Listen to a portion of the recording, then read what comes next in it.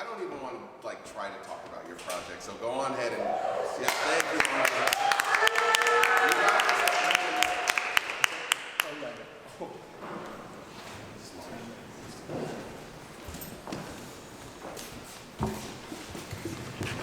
Okay. Hello, everyone. For my piece, two of my best friends, Sheehan and Nate Uberuaga, are going to be joining me. Beautiful humans, guitar and saxophone. And yeah, so just while they're getting set up, I'll give some quick background. Basically, this piece is based off of an improv that me and Nate did last year. We just kind of noodle around downstairs. There's another organ down there. And Nate has an amazing voice, and so I was just playing, and he was just like belting just random stuff, just like absolutely just singing his heart out. And he came up with these like words and these motifs just completely off the top of his head, but they really stuck with us. And we both have this voice memo on our phone now called Lucky Losing Out, because that was one of the things he kept saying. And he kept saying over these chords that I was playing. And it's like, it has this magic to us that's like, I don't know, stuck to this day. Like I listen to it pretty routinely, this voice memo.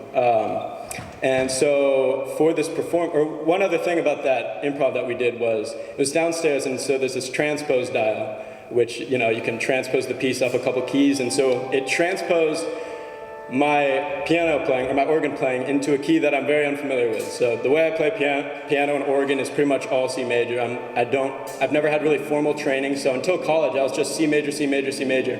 But this piece, listening back to it, it's in a different key, and it's really like, it feels new and fresh to me. And so I started playing in new keys because of this piece. And this semester in particular, I've been playing a lot in A major. So this piece that we're gonna play is a kind of an improvisation in A major throughout, jumping through a lot of the things that have stuck with me throughout this semester. So things that I played in A major that suddenly feel like wholly new melodies and just super fresh for me. And so just personally, it's been a really, I don't know, beautiful piece for me because it's kind of kept my songwriting going. And so it's an improv, but there's a lot of parts in here. Obviously, we've practiced. I still don't entirely understand what improv means because we have practiced. I don't know. But yeah, I don't know. So yeah, I'm really excited. We killed it in the rehearsal earlier. We're all nervous, so hopefully it goes well. It's called Lucky Losing Out. Surprise guest appearance later on.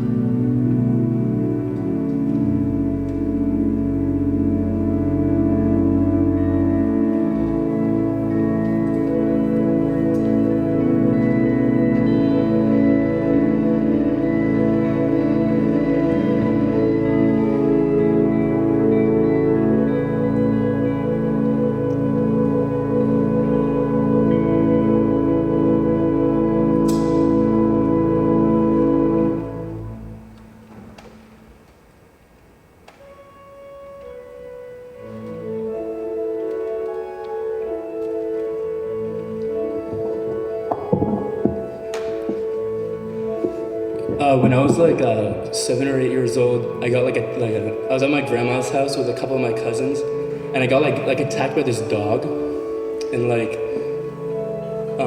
it happened, like the dog like just grabbed onto there was like this random dog that was over, and it latched onto my leg, and like all my cousins just kind of abandoned me. And in the moment, I was like really pissed off. I felt like super betrayed, like I don't know, they kind of just, I thought they were gonna have my back, and they kind of just like left the house immediately. So I don't know, in my like 7-year-old brain, I was like super kind of abandoned and like betrayed. But then when I got back from like the hospital, back to my grandma's house later that night, to my surprise, like they had like set up this like kind of shrine to like pray for my like recovery, all this kind of like crazy shit. And like they had like saved me some like dessert, which I was really pumped about because like I had missed dinner. And so I don't know, like when I think back in the moment now, like I have only kind of positive connotations with it. So I guess that like it must mean when I really think about it that like I'm kind of like grateful that like I doubted their like loyalty, I doubted like their like relationship with me, because I don't know, I guess like sometimes you need to be like I don't know, like left for the wolves in order to see who really has your back. And that was a little anecdote about that shit.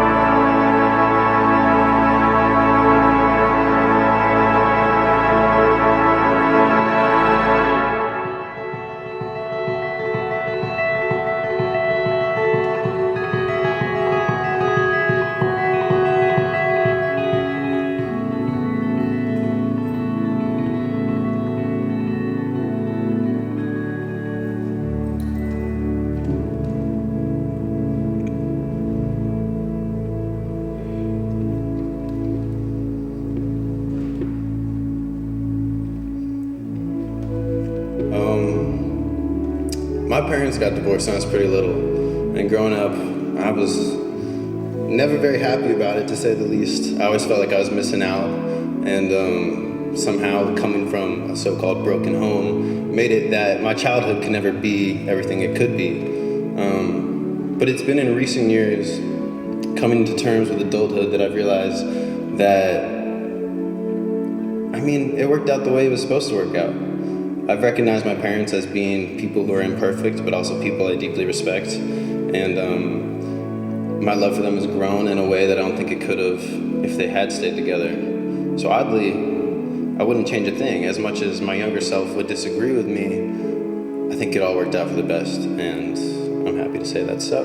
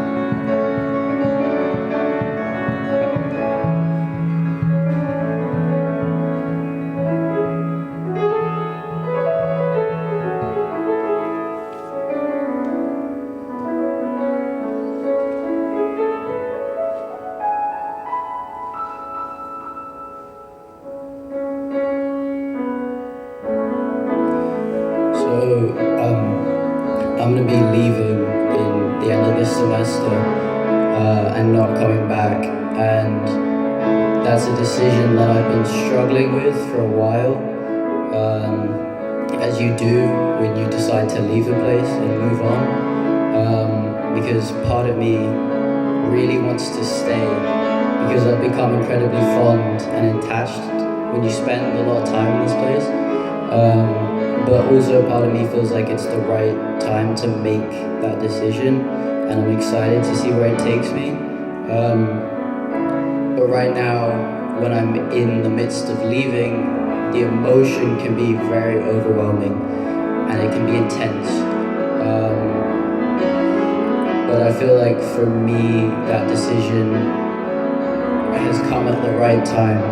I feel like in coming to terms with this, I feel like everyone has the next step waiting for them, and it's just about when you take it. And for me, that time is right now. But it's always going to be hard, but I'm proud that I was able to make that decision now.